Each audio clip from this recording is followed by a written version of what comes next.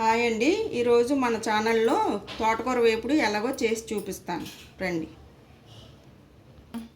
కావలసిన పదార్థాలండి: తోటకూర, వెల్లుల్లి, ఆనియన్స్, పచ్చిశనగపప్పు, పెసరపప్పు అండి, ఎండుమిర్చి 2, కరివేపాకు, జీలకర్ర, ఆవాలు. ముందుగా స్టవ్ వెలిగించుకుందామండి.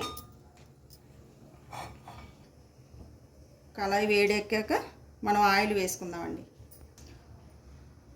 కాస్త ఆయిల్ వేసుకోవాలండి. వేడెక్కింది కళాయి, సరిపడినంత ఆయిల్ వేసుకోవాలి.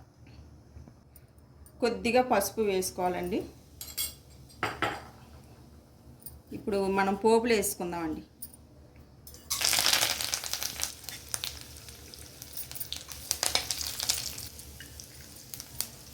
కాస్త వెల్లుల్లి, ఇవన్నీ ఒకసారి బాగా వేగాలండి. పోపులన్నీ వేగిపోయి ఆనియన్స్ వేసుకోవాలండి.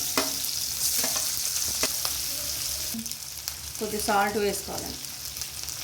ఒకసారి అంతా కలుపుకోవాలండి. కొద్దిగా కారం అండి.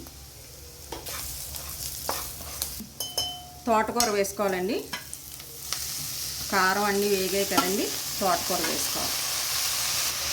ఇదంతా ఒకసారి కలుపుకోవాలండి. బాగా మగ్గించుకోవాలండి.